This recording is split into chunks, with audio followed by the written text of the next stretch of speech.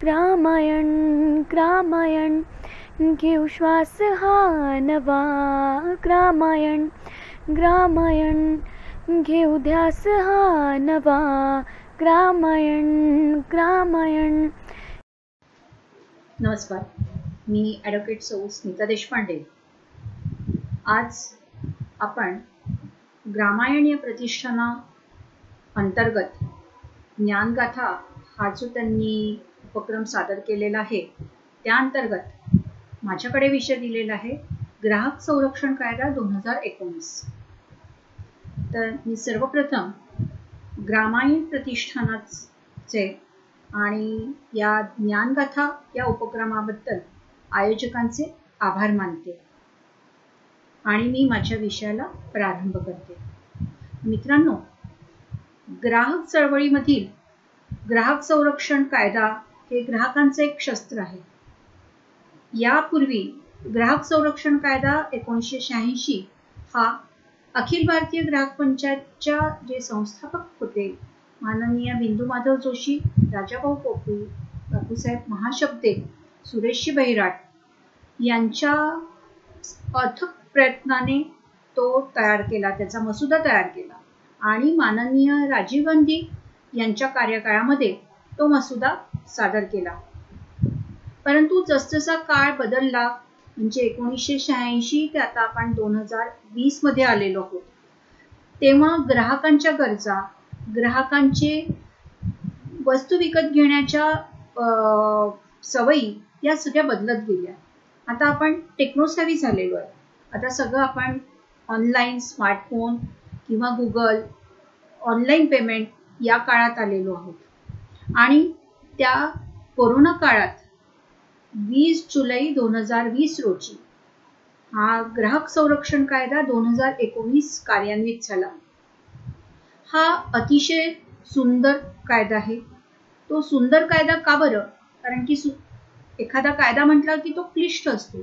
परंतु मित्रांनो, हा जो तुम्ही याचं मनन आणि चिंतन केलं आणि अभ्यास केला तर तुम्हाला कळेल आणि लक्षात येईल की आपल्या दैनंदिन जीवनामध्ये ज्या गोष्टी असतात आणि ज्यामुळे ग्राहकांवरती अन्याय होतो, त्या अन्यायाच्या विरोधात हा आवाज उठवणारा जो कायदा म्हणतो तो ग्राहक संरक्षण कायदा. त्याच्यात सगळ्यात महत्त्वाचा बदल म्हणजे ऑनलाईन तक्रार किंवा मल्टीलेवल मार्केटिंग किंवा आपल्या ज्या डिजिटल माध्यमातून आपण ज्या सेवा घेतो आहेत त्या सगळ्या सेवा या ग्राहक संरक्षण कायद्याच्या कक्षेत येतात. याच्यात मी तुम्हाला एक 1986 चा कायदा आणि 2019 चा असं कंपॅरिझन नाही सांगणार, परंतु जे ठळक मुद्दे आहेत 2019 च्या कायद्यातले ते तुम्हाला मी विशद करते. सगळ्यात प्रथम याच्यात तक्रारकर्ता याची तक्रारकर्ता म्हणजे काय किंवा ग्राहक म्हणजे काय, डेफिशियन्सी म्हणजे काय, याच्यात बदल काय झालेत, ग्राहकांचे हक्क काय आहेत, याकडे आपण वळूया. सुरुवातीचा जो कायदा होता तो फक्त 31 कलमांचा होता आणि त्या कलमांमध्ये जर का अमेंडमेंट्स करण्याची वेळ येत असेल तर त्याच्यात आमूलाग्र बदल होणं आवश्यक होतं. म्हणून तो कायदा रिपील केला, म्हणजे रद्द करून हा नवीन कायदा कार्यान्वित झाला. सगळीकडे भारतभर 20 जुलैपासून 2020 म्हणजे कोरोना काळात सुरुवात झाली. याच्यात सर्वात प्रथम व्हिडिओ कॉन्फरन्सिंगची सुविधा आणि ऑनलाईन कंप्लेंट आपण फाईल करू शकतो. दुसरा महत्त्वाचा मुद्दा, याच्यात आधी जिल्हा ग्राहक मंच म्हणायचो, आता जिल्हा ग्राहक आयोग म्हणतो. आता मंच आणि आयोगमध्ये तुम्हाला वाटेल की का बरं फरक केलेला आहे?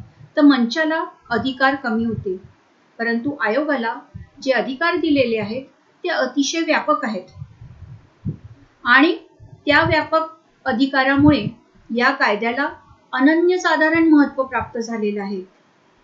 त्यानंतर जी आपण तक्रारकर्ता म्हणायचो त्या तक्रारकर्त्यांना म्हणजे जी वस्तू आपण विकत घेतो किंवा जिथे आपण तक्रारकर्ता कोण असावा, तर याच्यात संघटना देखील, ग्राहक चळवळीतल्या संघटना देखील आपण तक्रार करू शकतो. केंद्र सरकार, राज्य सरकार करू शकतो, तक्रार करू शकतात आणि त्याच मध्ये म्हणजे रिप्रेझेंटेटिव्ह कपॅसिटीमध्ये तुम्ही ही तक्रार मांडू शकता.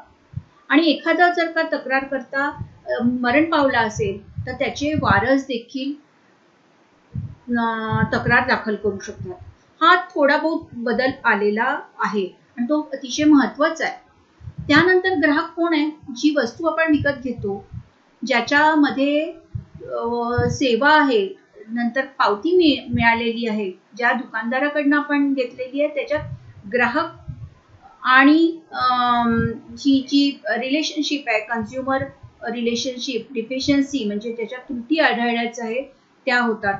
याच्यात ज्या सेवा तुम्ही ऑनलाईन मल्टीलेवल मार्केटिंग मी आता मगाशी सांगितलं त्या सेवा देखील या कक्षेत येतात आणि ते देखील ग्राहक, सर्व्हिस प्रोव्हायडर, मॅन्युफॅक्चरर हे सगळ्या ज्या गोष्टी आहेत त्या याच्यात येतात.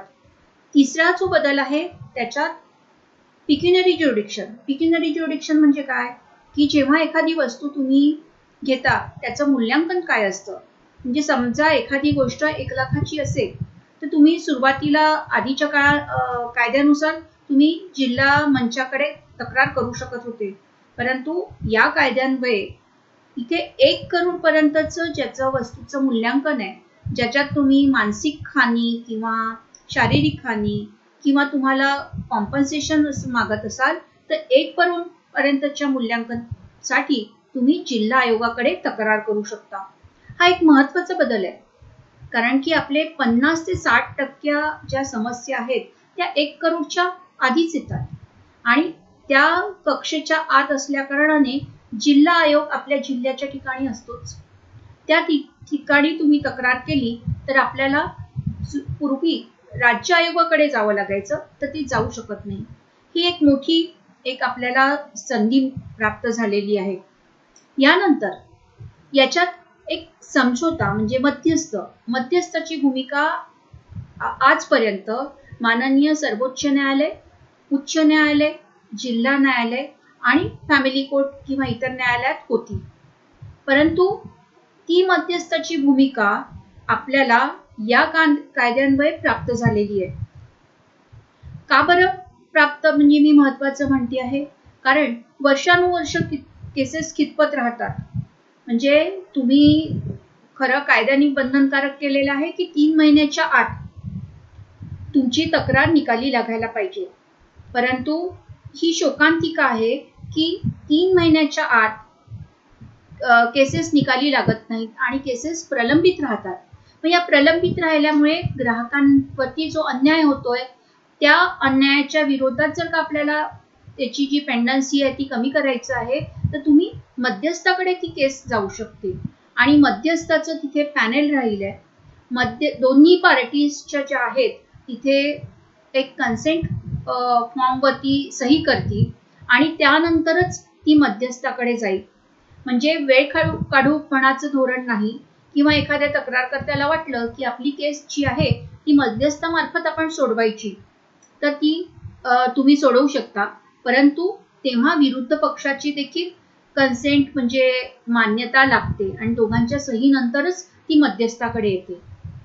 आता आपण मध्यस्थांच्याकडे थोडक्यात मी सांगते की मध्यस्थाकडे जर का तुमची तक्रार गेली आणि तुमच्या काही जी तक्रार आहे त्याच्यातल्या काहीच मुद्द्यांवरती जर का तक्रार तुमचा समझोता झाला तर मध्यस्थ जो आहे तो पार्शल सेटलमेंट डीड करतो, म्हणजे मराठीमध्ये एक समझोता पत्रक बनवतो आणि त्या समझोता पत्रक मध्ये जे मुद्दे तुमचे समझोता झालेला आहे त्याच्यात ते मुद्दे त्याच्यात लिहितील. दोन्ही पार्टीजना किंवा पक्षांना संधी येईल.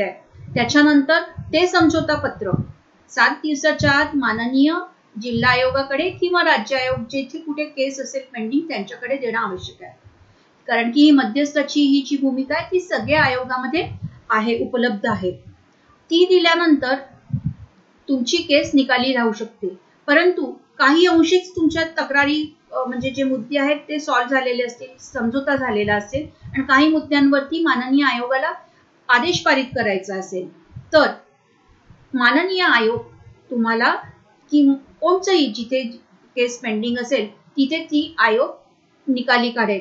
परंतु एक लक्षात ठेवा, जेव्हा तुमचं समझोता पत्र जेव्हा होतं त्या मुद्द्यांवरती तुम्ही अपील करू शकत नाही. परंतु जे मुद्दे माननीय आयोगाने निकाली काढलेले आहेत त्या मुद्द्यांवरती माननीय तुम्ही अपील करू शकता किंवा त्याला चॅलेंज करू शकता. त्यामुळे हा एक सगळ्यात महत्त्वाचा मुद्दा आपल्याला लक्षात घेण्यालायक आहे. त्यानंतर ही जी मी पिक्युनरी ज्युडिक्शन 1 करोड पर्यंतचं म्हटलं, हे जिल्हा आयोगाचं आता सांगितलं. त्याच्यानंतर 10 करोडच्या ज्या वरच्या केसेस आहेत त्या राज्य आयोगाकडे आणि 10 करोडच्या वरच्या ज्या असतील त्या माननीय राष्ट्रीय आयोगाकडे. म्हणजे तुमच्या हे जे केंद्रबिंदू आहेत त्याच्यामुळे तुमच्या सगळ्या तक्रारी जिल्हा आयोगाकडे होऊ शकतात. आता आपण वळूया, तुम्ही नंतरचा जो मुद्दा आहे तो फसव्या जाहिराती. म्हणजे एक केंद्रीय ग्राहक संरक्षण प्राधिकरण आहे, म्हणजे त्याला CCPA म्हणतो. त्या CCPAचं काय कारण आहे की जिथे फसव्या जाहिराती आहे किंवा आपल्याला ग्राहकांच्या हक्कांचं जिथे उल्लंघन झालेलं आहे, अनुचित व्यापार आहेत आणि फसव्या जाहिराती आहेत, याच्या विरोधात जर का आपल्याला दाद मागायची असेल तर तुम्ही CCPA कडे जाऊ शकता. आता मुद्दा येतो जिल्हा, याच्यात फसव्या जाहिरातीसाठी तुम्ही जिल्हा आयोगाला देखील प्रावधान आहे. जिल्हा आयोगाला प्रावधान आहेत आणि तसेच तुम्ही CCPA ला आहे. म्हणजे 2 ठिकाणी तुम्ही फसव्या जाहिराती विरुद्ध दाद मागू शकता. आता तुम्हाला वाटेल की ग्राहकांचे हक्क कोणते? आता ग्राहकांचे हक्क तिथे 6 हक्क नमूद केलेले आहेत. ते 6 हक्क कोणते आहेत की जिथे तुम्हाला एखादं मूल्यांकन दिलेलं नाहीये किंवा एखादी हॅझार्डस म्हणजे अगदी धोकादायक वस्तू दिलेली आहे, त्याची MRP ची किंवा बाकीचे जे जो मूल्यांकन दिलेलं आहे ते चुकीचं दिलेलं आहे, माहिती चुकीची दिलेली आहे, याच्यात तुम्हाला त्याचं स्टँडर्ड नाही आहे जे मानक आहे इंडियन ब्युरो ऑफ माइन्स मध्ये किंवा ISI च्या अंतर्गत आपण ज्या वस्तू खरेदी करतो त्यान्वये जर का तुम्हाला त्या वस्तू चुकीच्या दिलेल्या असतील किंवा फसवलेल्या दिलेले असेल तर तुमचा हा हक्क आहे. तुम्हाला तुमचं म्हणणं मांडण्याची मुभा आहे आणि तुमची जी संधी आहे ती कोणीही हिरावून घेऊ शकत नाही. किंवा तुमचं जे अनफेअर ट्रेड प्रॅक्टिस म्हणतो आपण किंवा अनुचित व्यापार प्रथा याच्या किंवा तुमची पिळवणूक झालेली असेल तर त्या विरोधात तुम्हाला दाद मागण्याचा हक्क दिलेला आहे. आणि तुम्हाला यात महत्त्वाचा म्हणजे ग्राहक जागृती करण्याचा अधिकार दिलेला आहे. तर या ज्या कायद्यांचं उल्लंघन केलेलं असेल तर तुम्ही CCPA कडे जाऊ शकता. किंवा दुसरी मी तुम्हाला म्हटलं अनुचित व्यापार आणि तिसऱ्या फसव्या जाहिराती. तर आता आपण फसव्या जाहिरातींचा हा जो पार्ट आहे तो आपण नंतर घेऊया. पहिले मी तुम्हाला महत्त्वाचे जे ठळक बाबी आहेत ते सांगते. आता ही CCPA ला तुम्ही तक्रार करू शकता.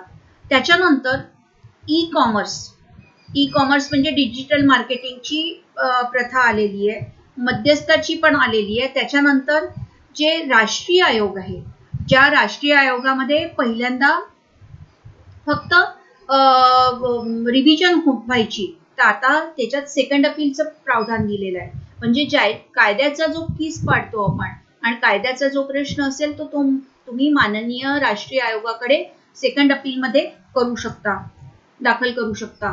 आणि त्याच्यानंतर एक एक्सपर्ट ओपिनियन म्हणजे एखादी व्यक्ती एखाद्या विषयात एक्सपर्ट असेल तर त्याचं मत माननीय राष्ट्रीय आयोग मागू शकतो. त्याच्यानंतर तुमचा एक महत्त्वाचा आणि भाग आहे की ज्या जिल्हा आयोग किंवा राज्य आयोग किंवा राष्ट्रीय आयोग यांच्याकडे ज्या तक्रारी ज्युडिक्शन वाईज गेलेल्या आहेत त्याच्यात त्या आदेशाची जर का पूर्तता करण्याची आपल्याला अंमलबजावण्याची वेळ आली तर तुम्हाला दिवाणी कोर्टाचा साथ घ्यावा लागायचा. आता तो दिवाणी कोर्टाचा साथ इथे न घेता इथे आयोगालाच अधिकार दिलेले आहेत. म्हणजे काय, JMFC कोर्टाचे जे अधिकार आहेत ते माननीय जिल्हा आयोगाला दिलेले आहेत. त्याच्यामुळे तुमचे जे सगळे महत्त्वाच्या ज्या गोष्टी आहेत की पहिल्यांदा 1 महिन्याची शिक्षा व्हायची, तर आता त्याच्यात तुम्हाला 3 म्हणजे जी तक्रार आहे त्याच्यात 1 महिन्याची शिक्षा आणि 25,000, तर ती वाढवून 3 महिने आणि 1 वर्षाची सुविधा केलेली आहे. तर मित्रांनो, ही जी आता एखादं खरेदी खत केलेलं आहे, खरेदी खत जर का तुम्हाला करायचं असेल तर तुम्हाला दिवाणी कोर्टात जावं लागायचं. म्हणजे पहिल्यांदा 25 आणि 27 खाली तुम्हाला तक्रार करावी लागायची आणि त्याच्यानंतर तुम्हाला खरेदी खत आता कोणीच नाहीये, तर कोण रजिस्टर्ड करून देणार, तर रजिस्ट्रारकडे प्रावधान करून तो रजिस्ट्रार किंवा मंचाकडे अर्ज करून ते रजिस्ट्रार तुम्हाला नाझर सेक्शन कडनं खरेदी खत खतवून द्यायचा. हे एक उदाहरण दाखला झालेला आहे. किंवा एखाद्याला बेलीफ बजवायचं आहे, तर बेलीफची सक्षम यंत्रणा पहिले नव्हती, आता यांनी म्हटलेलं अजून अस्तित्वात यायची आहे, पण त्या सगळ्या गोष्टी बरोबर या कार्यान्वित झाल्यामुळे त्यांना ते करणं भाग आहे. तर ते बजावण्यासाठी वेगळी पोलीस यंत्रणेची आपल्याला मदत घ्यावी लागायची. तर मित्रांनो, ही जी आपल्याला सुविधा दिलेल्या आहेत या कायद्याने, ते अतिशय महत्त्वाचे आहेत. त्याच्यामुळे तुम्हाला याचे जे नियम आहेत ते माहिती करून घेणं अत्यंत आवश्यक आहे. तर आता आपण हे जे बघितलं, ज्युडिक्शन बघितलं, राष्ट्रीय आयोगाच्या कडे बघितलं, त्याच्यानंतर आपण बघूया की मध्यस्थानंतर आदेशची बजावणी बघितलं. त्यानंतर आपण सगळ्यात महत्त्वाचं म्हणजे ही जी तक्रार आता आपण आलेली आहे, आपल्या एखादं केस आलेली आहे, ती तक्रार कशी दाखल करायची ते बघूया. म्हणजे जिल्हा आयोग. आता जिल्हा आयोग म्हणजे मी आधी म्हटलं तुम्हाला 1 करोड पर्यंतचं जे वस्तू मूल्यांकन आहे त्या तिथे तक्रार करू शकतात. आता तक्रार करताना तुम्हाला जर का 2 वर्ष झालेले असतील तर 2 वर्षाच्या नंतर तुम्ही तक्रार पहिले करू शकत नव्हते. आता ते प्रावधान दिलेलं आहे की तुम्हाला एक विलंब अर्ज पण तुम्ही जर का दाखल केला तर तुम्ही तो जिल्हा आयोग तक्रारीच्या वेळी विलंब अर्जामध्ये आजार झालेले होते का, किंवा तुम्हाला का बरं ते कागदपत्र सापडले नाही किंवा कॉपी प्रत मिळालेली नाही, तर या कारणांमुळे तुम्हाला विलंब अर्ज तुम्ही दाखल करून मग ती केस कोर्ट माननीय आयोगामध्ये दाखल करू शकता. आता याच्यात दाखल केल्यानंतर त्या दाखल करताना तुमचं तक्रार कुठे राहतो, तक्रार करता जिथे राहतो तिथे तुम्ही तक्रार करू शकता. पहिल्यांदा अशी तक्रार करण्याचं प्रावधान नव्हतं. म्हणजे एखादं तुम्ही मुंबईला वस्तू घेतली आहे आणि मुंबईहून तुम्ही नागपूरला राहताय, तर तुम्ही पहिल्यांदा पहिल्या कायद्यामध्ये तुम्हाला मुंबईला तक्रार करावी लागायची. परंतु या कायद्यान्वये तुम्ही आता नागपूरला कामासाठी राहत असाल तर तुम्ही किंवा तिथे विरुद्ध पक्षाचं ऑफिस आहे किंवा कार्यालय आहे किंवा एखादी शाखा आहे, तर तिथे तुम्ही तक्रार करू शकता. परंतु जर का तुम्ही कामानिमित्त नोकरीनिमित्त जर का एखाद्या ठिकाणी राहत असाल तिथे देखील तुम्हाला तक्रार करण्याचं प्रावधान दिलेलं आहे. ऑनलाईन तक्रार करू शकता, व्हिडिओ कॉन्फरन्सिंगद्वारे तक्रार करू शकता. इथे वकिलाची गरज लागत नाही. इथे तुम्ही स्वतःहून तक्रार मांडू शकता. जर का तुम्हाला कायद्याचं ज्ञान नाही आहे तर तिथे ग्राहक प्रतिनिधी असतात. तिथे तुम्हाला ग्राहक प्रतिनिधींची मदत घेऊन तुम्ही तक्रार ड्राफ्ट करू शकता, म्हणजे तयार करू शकता मसुदा. आता मी थोडक्यात तुम्हाला मसुदा कसा करायचा हे सांगते.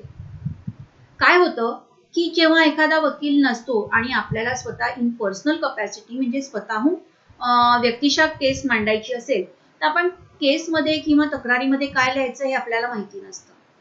त्याच्यामुळे जे तक्रार करतोय आपण, ज्या वस्तूविरुद्ध करतोय किंवा एखाद्या फ्लॅट विषयी करतोय किंवा एखाद्या बी बियाणाच्या विषयी करतोय किंवा एखाद्या इलेक्ट्रॉनिक आयटम करतोय, तर सगळ्यात पहिले तुमची पावती आहे का, म्हणजे जी वस्तू तुम्ही विकत घेतलेली आहे त्या रकमेचं बिलाची पावती तुम्हाला असणं आवश्यक आहे. त्याच्यानंतर त्याच्यात काही वॉरंटी गॅरंटी आहेत का. वॉरंटी गॅरंटी म्हणजे कसं त्याच्यात नियम दिलेले असतात की इतके दिवसाच्या आत जर का हे खराब झालं किंवा एखादे मशीन खराब झालं तर ते तुम्हाला बदलून देण्यात येईल. पण जर का तिच्यात वॉरंटी गॅरंटी नसेल आणि खोटा माल आणि चुकीचा माल दिलेला असेल तर आपल्याला प्रश्न पडतो की आपण ती तक्रार कशी करायची. त्याच्यानंतर तुम्ही ती वाहन त्यांच्याकडे दुरुस्तीला नेलेलं होतं का, नेलेलं असेल तर त्याचा रिपोर्ट दिलेला असतो.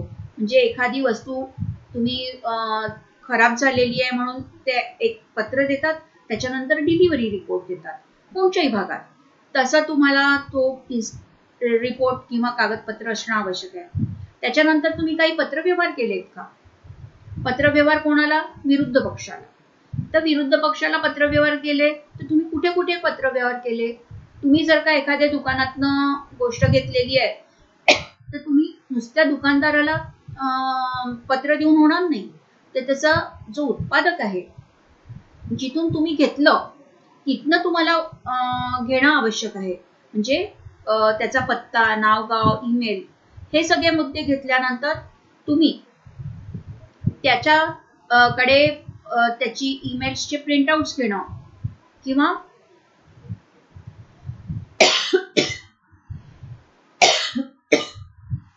प्रिंटआउट्स घेणं, ते प्रिंटआउट्स घेतल्यानंतर त्याचे कागदपत्र लावणं हे आवश्यक आहे. त्यानंतर तुम्ही वकिलामार्फत नोटीस दिलेली आहे का.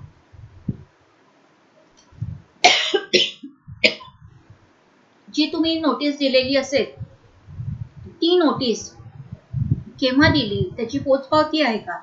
त्याच्यानंतर तुम्ही किती दिवसाच्या आत तक्रार दाखल केली हे महत्वाचं आहे. आणि त्यानंतर तुम्ही वस्तू घेतल्यापासून 2 वर्षाच्या नंतर जर का केलेली असेल तर विलंब अर्जासह तुम्ही दाखल करू शकता.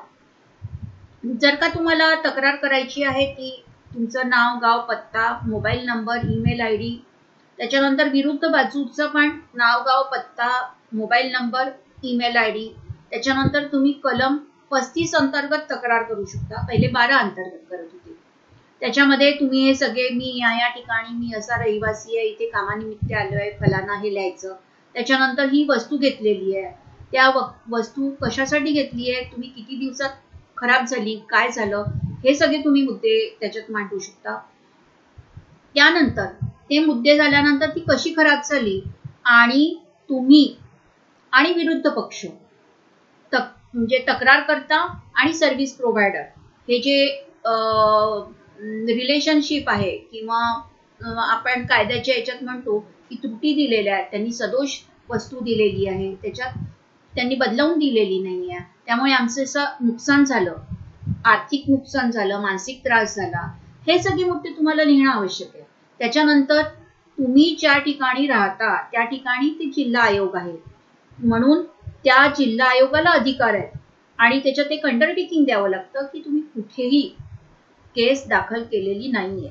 जर का समजा एखाद्या ठिकाणी पक्षकाराची याच कारणासाठी जर का तक्रार प्रलंबित असेल, केस प्रलंबित असेल तर तुम्हाला लिहिणं बंधनकारक आहे.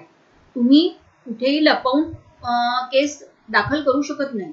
आणि जर का तुम्ही खोटी तक्रार केली तर मित्रांनो या कायद्यान्वये खोटी तक्रारीसाठी फाईन आहे, 10,000 पर्यंतचा दंड आहे आणि तुमचं जी पद जाते ती वेगळीच. म्हणजे एखादा आपण म्हणतो की एखादा कार्यकर्ता असतो तो किंवा तक्रारकर्ता असतो त्याला उत्सुक तक्रार करण्याची सवय असते, परंतु या कायद्यान्वये ती बंधनकारक आहे. जर का खोटी तक्रार आली तर त्यांना दंड करू शकतात आणि ती केस खारिज होऊ शकते.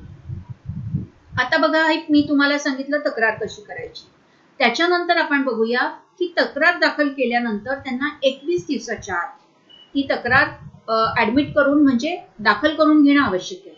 जर का आपण तक्रार दाखल केली आणि 21 दिवसाच्या नंतर पर्यंत ती तक्रार माननीय आयोगाने जर का दाखल करून घेतली नाही तर ती तक्रार दाखल झाली असं समजण्यात येतं. म्हणजे त्याच्यानंतर 21 दिवसानंतर ऑटोमॅटिकली ती केस नोटीस इश्यू होते प्रतिपक्षाला आणि ते तुम्हाला प्रती द्यावे लागतात आणि त्याच्यानंतर तो हजर होतो. ती रजिस्टर्ड पत्त्याची आधीची जी पद्धत आहे रजिस्टर्ड पोस्टनी पाठवणं 3 प्रतीमध्ये देणं ती सारखीच प्रोसिजर आहे. त्यानंतर विरुद्ध पक्षाला नोटीस समन्स बजावल्यानंतर 30 दिवसाच्या आत प्रतिउत्तर दाखल करणं आवश्यक आहे. जर का त्यांनी प्रतिउत्तर 30 दिवसाच्या आत नाही केलं तर त्यांना 15 दिवसाचा एक एक्सटेन्शन पिरियड म्हणतो, म्हणजे त्यांना 45 दिवसाच्या आत कोणत्याही हालतीत प्रतिउत्तर दाखल करणं आवश्यक आहे. त्यानंतर तुम्हाला काही रिजॉइंडर द्यायचं आहे का किंवा त्यांच्या याच्यात काही कागदपत्र द्यायचे आहेत का, पुरावे द्यायचे आहेत का, ती सगळी त्याची स्टेज येते. त्याच्यानंतर लेखी युक्तिवाद येतो आणि लेखी युक्तिवाद नंतर तोंडी युक्तिवाद असतो. हा जो कालावधी आहे तक्रार आणि तक्रार युक्तिवादापर्यंतचा, त्या काळामध्ये तुम्ही कोणत्याही वेळी तुम्ही मध्यस्थाकडे केस नेऊ शकता. परंतु त्यांना जे मी आता मगाशी सांगितलं त्याप्रमाणे ती पद्धत राहील. यानंतर आदेश जेव्हा आपला युक्तिवाद होतो तेव्हा माननीय जिल्हा आयोगाला आदेश पारित करावे लागतो. परंतु त्याआधी आता मी शेतकऱ्यांचं ग्रामायण आहे म्हणून मी हे सांगते की जर का शेतकरी आहे आणि त्याला बियाण्याबाबत जर का तक्रार करायची आहे किंवा एक शेतीबाबत तक्रार करायची असेल तर तुम्ही त्या बियाण्याचं पॅकेट असेल, त्याचा बॅच नंबर असेल किंवा पाकिट असेल किंवा 2-4 आपण 10 एक बिया राहू देतो, त्याचा कृषी अधिकाऱ्याकडनं तुम्हाला ही बियाणं उपजत नाहीये बरोबर, ती त्याची जी पोटन्सी आहे ती खराब आहे, हे जर का तुम्हाला सांगायचं असेल त्याच्यासाठी तुमची तक्रार दाखल झाल्यानंतर तुम्हाला प्रयोगशाळेकडनं रिपोर्ट घेणं आवश्यक आहे. आता प्रयोगशाळेकडनं रिपोर्ट कोण आहे त्याच्यात पॅनल, प्रयोगशाळेचं जे नाव दिलेलं असतं माननीय आयोग सांगतो की त्या प्रयोगशाळेकडनं तुम्ही तो रिपोर्ट घेऊन या, त्या कृषी अधिकाऱ्याकडनं घेऊन या. त्याच्यानंतर तुम्हाला ती पुढे केस चालवायची असेल त्याच्यासाठी तुम्हाला जी नॉमिनल फी असते प्रयोगशाळेसाठी ती तुम्हाला भरावी लागते. त्याची पोचपावती तुम्हाला आयोगासमोर दाखल करावी लागते आणि त्यांनी 45 दिवसाच्या आत तो रिपोर्ट तिथे सादर करावा लागतो. जर का तो रिपोर्ट तुम्हाला मान्य नसेल, म्हणजे कोणाला, तक्रारकर्त्यांना आणि विरुद्ध पक्षाला, तर तुम्ही तो रिपोर्ट चॅलेंज करू शकता, म्हणजे त्याच्यावरती आदेश पारित करून घेऊ शकता, अपील करू शकता, हे चॅलेंज करू शकता की चुकीचं आहे म्हणून रिपोर्ट असं म्हणणं मांडू शकता. त्याच्यानंतर माननीय आयोग त्याच्यावरती ऑर्डर देतं. जर का तुमची बाकीची इलेक्ट्रिसिटी किंवा बँकेच्या विरोधातली काही असेल तर अंतरिम आदेश देण्याचे देखील प्रावधान आहेत. हा झाला एक महत्वाचा मुद्दा. जर का शेतीचं किंवा रिपोर्टची जर का प्रोसिजर असेल ती, आणि हे जे मानक दिलेले आहेत, मापदंड दिलेले आहेत जिल्हा ग्राहक आयोगाला किंवा ग्राहक संरक्षण कायद्यान्वये, अशा पद्धतीनुसार स्टेप्सनुसार जर का तक्रार दाखल झाल्यानंतर माननीय आयोगाने जर का आदेश मध्ये हे सगळे मुद्दे लिहिले नाही की असं होतं आणि स्टेप वाईज घेऊन त्यांना संधी दिलेली नाही, तर तो आदेश कसा लिहावा हे देखील त्याच्यात नमूद केलेलं आहे की आदेशमध्ये कारण द्यावी, कारण मीमांसा द्यावी, त्याच्यानंतर संधी दिलेली आहे की नाही बघावी आणि त्याच्यानंतरच आदेश पारित होईल. आदेश पारित करताना माननीय आयोगाला ती जी फसवी जाहिरातीची जर का असेल किंवा हजार्डस म्हणजे एखादी आपल्या जीविताला हानिकारक असेल ती रिकॉल करण्याचे देखील प्रावधान दिलेले आहेत आयोगाला. आणि त्याच्यानंतर तुम्ही दंड द्यायचा, त्याच्यानंतर देऊन अशा यांनी आदेश पारित करेल. अजून एक लक्षात ठेवा की हा जर का याची पूर्ण आदेशाची पालन केलं नाही म्हणून तुम्ही ते चॅलेंज करू शकता एका पॉइंटवरती की ग्राहक संरक्षण कायदा 2019 अंतर्गत जे नियम दिलेले आहेत त्या नियमांचं पालन न केल्यामुळे आपल्याला माननीय आयोगाची मध्ये जी दाखल केलेली आहे तक्रार किंवा राज्य आयोग किंवा राष्ट्रीय आयोग जे काही तुमचे व्हॅल्युएशन प्रमाणे असेल त्याप्रमाणे तुम्ही ते त्या मुद्द्यावरती देखील चॅलेंज करू शकता. हे एक महत्वाचं ऍडिशनल गोष्ट या कायद्यामध्ये दिलेली आहे. या सगळ्या प्रकारामध्ये आदेशाचं पालन केलं नाही तर तुम्हाला मी आता सांगितलं एक्झिक्युशन प्रोसिडिंग्स आपण दाखल करू शकतो. त्या एक्झिक्युशन प्रोसिडिंग्स मध्ये समरी ट्रायल म्हणजे अगदी JMFCच्या जे फौजदारी दंडसंहिता किंवा क्रिमिनल प्रोसिजर कोड मध्ये जे अधिकार दिलेले आहेत तेच अधिकार माननीय आयोगाला दिलेले आहेत. जर का या आदेशाचं अपील करायचंय, जिल्हा आयोगाचं असेल तर राज्य आयोगात होईल, आणि राज्य आयोगामध्ये तक्रार असेल तर राष्ट्रीय आयोगात होईल, आणि राष्ट्रीय आयोगाचं असेल तर माननीय सुप्रीम कोर्टात होईल. तर तुम्हाला आदेशामध्ये जी 50% रक्कम आहे ती भरणं आवश्यक आहे. सुरुवातीला फक्त 25,000 रुपये भरावे लागायचे आणि तुमचं अपील दाखल करून घ्यायचं. परंतु आता तसं होणार नाहीये. तुम्हाला 50% रक्कम पहिले भरणं आवश्यक आहे जर का तुम्हाला अपील करायचं असेल तर.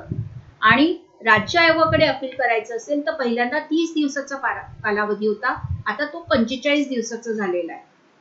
आणि सेकंड अपील वगैरे जे राष्ट्रीय आयोगाचं आहे ते 30 दिवसाचं आहे. हे सगळ्या ज्या गोष्टी आहेत त्या आपण लक्षात ठेवा. आणि जर का एक्झिक्युशन मध्ये म्हणजे मी आता आदेशाची अंमलबजावणी नाही झाली त्याला देखील अपील करण्याचं एक प्रावधान त्यांनी दिलेलं आहे. म्हणजेच काय, तुम्ही आतापर्यंत जिल्हा आयोग म्हणजे काय, त्याचे प्रावधान काय, मध्यस्थ म्हणजे काय, मध्यस्थाकडे केस गेली की काय करू शकता हे तुम्ही पाहिलेलं आहे. आता आपण वळूया राज्य आयोगाकडे. राज्य आयोगामध्ये देखील तक्रार करतानाच मी आता जे सांगितलेलं आहे ते तसंच राहिलंय. नॅशनल कमिशन मध्ये देखील जी तक्रार आहे तेच राहिलंय. आणि यानंतर एक्झिक्युशन 30 राहील. परंतु जेव्हा अपील करण्याचे प्रावधान दिलेले आहे तर अपीलचा देखील एक फॉर्मॅट आहे. अपीलमध्ये जे माननीय जिल्हा आयोगाने जे मुद्दे घेतलेले नाही ते घेण्यात यावे, आणि आदेशामध्ये कशा त्रुटी आहेत ते तुम्ही फर्स्ट अपील मध्ये लिहिणं आवश्यक आहे.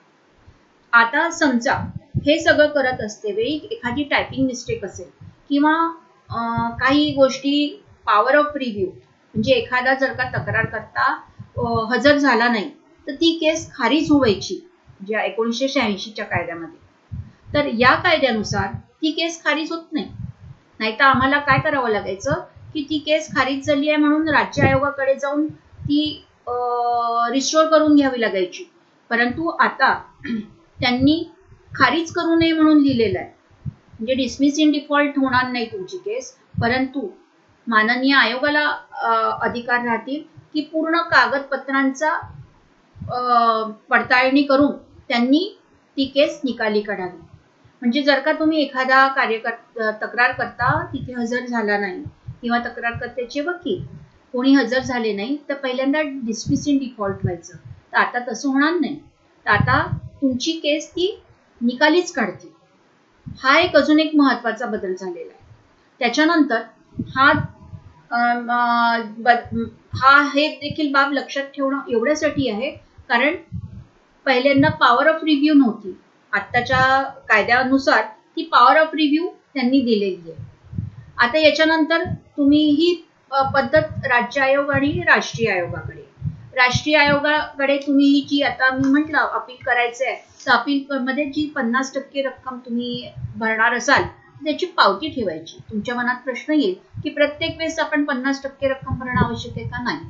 तर एकदा तुम्ही जे अपील केलं आणि ते जर का तुमचं दुर्दैवाने ते पण खारिज झालं तर तुम्ही जी रक्कम भरलेली आहे 50% राज्य आयोगाकडे किंवा जे पण आयोगाकडे ती पावती तुम्हाला वरच्या कोर्टात किंवा अपील करतेवेळी दाखल करणं आवश्यक आहे. ते दाखल केल्यामुळे तुम्हाला वारंवार ती पैसे भरावे लागणार नाही. आणि कोर्ट फीचे जे मी म्हटलंय ते 5 लाखापर्यंत तुम्हाला फ्री आहे आणि मॅक्झिमम जे प्रावधान आहे ते 7,000 पर्यंत आहे. आणि जी 1 करोड पर्यंतचं 2,000 म्हणजे तुम्हाला जिल्हा आयोगाकडे मॅक्झिमम कोर्ट फी ही 2,000 राहील आहे. आणि ही पण तुम्हाला डीडीच्या रूपाने रजिस्ट्रार जिल्हा आयोग अशा याच्यामध्ये तुम्हाला ती करावं लागायचं. म्हणजे 5 लाखापर्यंत तुम्हाला कोर्ट फी माफ आहे, त्याच्यानंतर ती लागू शकते. आता या सगळ्या प्रकारामध्ये आपण एक महत्वाचा भाग म्हणजे आता मी CCPA कडे येते. CCPA म्हणजे पहिल्यांदा तर केंद्रीय ग्राहक संरक्षण एक सांगते की आधीची जी ग्राहक कक्ष होता आता तहसील ऑफिस मध्ये किंवा हे तुम्ही लक्षात घेत असाल की एक ग्राहक कक्ष असायचा किंवा अजूनही आहे आणि त्यांची एक समिती गठीत होते. त्याच्यात जिल्हाधिकारी असतात आणि जिल्हाधिकारीमध्ये ग्राहक संघटनेचे प्रतिनिधी, शिक्षक प्रतिनिधी, शेतकरी प्रतिनिधी, व्यापारी प्रतिनिधी असून ती समिती गठीत होऊन ती कोणत्या समस्या आहेत ग्राहकांच्या किंवा आजूबाजूला कोणत्या ज्या समस्या आहेत त्याचा उहापोह तुम्हाला त्या केंद्रीय संरक्षण समिती म्हणजे ग्राहक संरक्षण समितीमध्ये होतो. आता जेव्हा मी मगाशी म्हटलं CCPA त्याकडे वळूया. म्हणजे फसवी जाहिरात ज्याच्या विरुद्ध आपण भाग 3 मध्ये हा दिलेला आहे. यात दिल्ली येथे यांचं कार्यालय आहे. इथे माननीय निधी खरे म्हणून यांची अपॉइंटमेंट झालेली आहे. ते दिल्लीला आहे. मग आता प्रश्न उद्भवतो की आपण जर का नागपूरला राहत असू तर नागपुरात हे कार्यालय नाही आहे का? आहे. त्याला जिल्हाधिकाऱ्याला अधिकार दिलेले आहेत. जिल्हाधिकाऱ्याला अधिकार याच्या CCPA अंतर्गत दिलेले आहेत. त्यांना ती तक्रार करायची. ती तक्रार कशी करायची? ती पण तुम्ही लेखी ऑनलाईन किंवा जी काय मेलनी करून द्यायचं म्हणजे E-फायलिंग किंवा लेखी तक्रार करणं आवश्यक आहे. आता ती तक्रार करताना तुम्हाला एक प्रश्न पडेल, फसवी जाहिरात म्हणजे काय? आता आपण TV वरती पाहतो की बदाम खाल्ले किंवा एखादं औषध पिलं की तुमची इम्युनिटी वाढते किंवा एखादं क्रीम घेतलं त्या क्रीमनी मनुष्य काळा असेल तर गोरा होतो किंवा काही एखादं तेल आहे ते तेल लावलं तर तुमच्या केस असे छान होतात किंवा एखादी जी गोष्ट आहे वस्तू आहे किंवा वाहन आहे किंवा तुम्ही इतक्याचं इंजिन घेतलं तुमचं मायलेज आणि हे वाढेल. त्याच्यानंतर उदाहरणार्थ अजूनही आपण हे करू की युनिव्हर्सिटी आहे, शिक्षणाचा विषय असेल तर ही युनिव्हर्सिटीला मान्यता नाही आहे तरी पण त्यांनी कोर्स दिलेला आहे. त्याच्यानंतर एखादा प्लॉट असेल किंवा फ्लॅट असेल, एखादी स्कीम असेल पण त्यांची कागदपत्र बरोबर नसतील तर या ज्या सगळ्या बाबी आहेत त्या फसवा जाहिरातीच्या आहेत. म्हणजे मी एखादं मॅन्युफॅक्चरर कडनं एखादी वस्तू उत्पादक घेतली आजपर्यंत आधीच्या काळात कायद्यात नव्हतं तर मी एखादी वस्तू घेतली तर त्यांनी सांगायचं की हे XYZचं प्रॉडक्ट आहे परंतु जे प्रॉडक्ट आहे ते चुकीचं राहायचं. त्याच्यावरचं वेस्टर्न किंवा पॅकेजिंग वेगळं राहायचं आणि ते कारखानदाराकडनं डीलरकडे यायचं. डीलरकडनं तो दुकानदार विकत घेतो म्हणजे किरकोळ व्यापारी. आता किरकोळ व्यापारी किंवा जे सर्व्हिस प्रोव्हायडर आहेत त्यांना काहीही पहिल्यांदा बंधन नव्हतं म्हणजे अकाउंटेबिलिटी नव्हती, त्यांच्यावरती दायित्व नव्हतं. त्या ग्राहक संरक्षण कायद्याच्या अंतर्गत येत नव्हते, कक्षेत येत नव्हते. परंतु मित्रांनो ग्राहक संरक्षण कायदा 2019 अन्वये तुम्हाला मॅन्युफॅक्चरर नंतर सर्व्हिस प्रोव्हायडर आणि एंडोर्सर त्याच्यावरती लायबिलिटी येते. लायबिलिटी येते म्हणजे काय? त्यांच्यावरती गुन्हा होतो आणि ते गुन्हा असा आहे की जर ती जे प्रॉडक्ट आहे ते चुकीचं आहे, जे जीवनास घातक आहे तर तुम्हाला काही इजा झाली असेल किंवा गंभीर इजा असेल, गंभीर इजा वेगवेगळे प्रकार आहेत. जेव्हा मृत्यू झालेला असेल तर त्यांना प्रावधान शिक्षा आहे त्याच्यात 20 लाखापर्यंतचं आपल्याला कॉम्पन्सेशन मिळू शकतो. म्हणजे हे जे सेलिंग आहे किंवा जे फूड आहे ते अडल्ट्रेटेड फूड आहे किंवा एखाद्या याच्यामध्ये त्यांनी अन्न भेसळ केलेली आहे, काही त्यांना तुम्हाला जीवाला हानी झाली आहे. तुम्ही एखाद्या पिक्चरमध्ये किंवा याच्यात बघतात की काही अन्न भेसळ झाली की कुठे पहिलेच्या कायद्यामध्ये काही होतं की ते लोक मरायला लागतात. तसंच तुमची मिठाई आहे, मिठाईमध्ये भेसळ झालेली आहे, तुम्ही काय कराल की ती भेसळ झाली आहे त्याच्याकडे तक्रार कराल. त्याच्यानंतर तुम्ही या आयोगाकडे किंवा याच्या अंतर्गत तक्रार करू शकता. हे लक्षात ठेवा. आणि त्याच्यानंतर जर का CCPA ला वाटलं की ही हे आहे फसवी जी गोष्ट आहे त्यांनी खूप जणांना नुकसान झालेलं आहे किंवा खूप व्यक्ती याच्यात इन्व्हॉल्व झालेला आहे तर त्याच्यात ते जाहिरात काढून घेणं किंवा तो व्यक्ती किंवा वस्तू वापस घेणं हे देखील प्रावधान अधिकार आहे.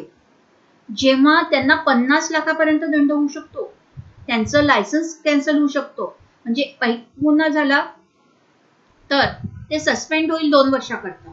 परंतु जर का तो गुन्हा पुन्हा झाला तर त्यांचं लायसन्स म्हणजे काम करण्याची जी परवाना आहे तो रद्द होऊ शकतो. म्हणजे इतके मोठे अधिकार जे पहिले उच्च न्यायालयाला होते ते आता या कायद्याच्या अंतर्गत प्राप्त झालेले आहे. म्हणून हा कायदा अतिशय एक सुंदर अस्त्र आणि शस्त्र आहे. त्याचा आपण वापर कसा करायचा हे आपली एक कल्पकता आहे आणि ती आवश्यकता आहे. त्यासाठी हे सगळं तुम्ही लक्षात आलेलंच असेल, नोट करून घेतलेलंच असेल, तर हे लक्षात ठेवा. आणि त्यानंतर हा आता मला वेळेचं बंधन आहे, परंतु ठळक बाबीमध्ये मी तुम्हाला पूर्ण ज्या गोष्टी आहेत त्या समजावून सांगण्याचा प्रयत्न केलेला आहे. आणि जर का काही आपले प्रश्न उत्तरं असतील तर आपण ते नंतर घेऊया. परंतु मित्रांनो, हे लक्षात ठेवा की ग्राहक संरक्षण 2019चा जो कायदा आहे तो अतिशय एक उपलब्धी आहे ग्राहकांसाठी आणि त्याचा तुम्ही योग्य तो वापर करावा हीच मी तुम्हाला विनंती करते. आणि मला इथे बोलण्यासाठी जे ग्रामायण प्रतिष्ठानातर्फे आमंत्रित केलं त्याबद्दल मी धन्यवाद देते आयोजकाचं. धन्यवाद.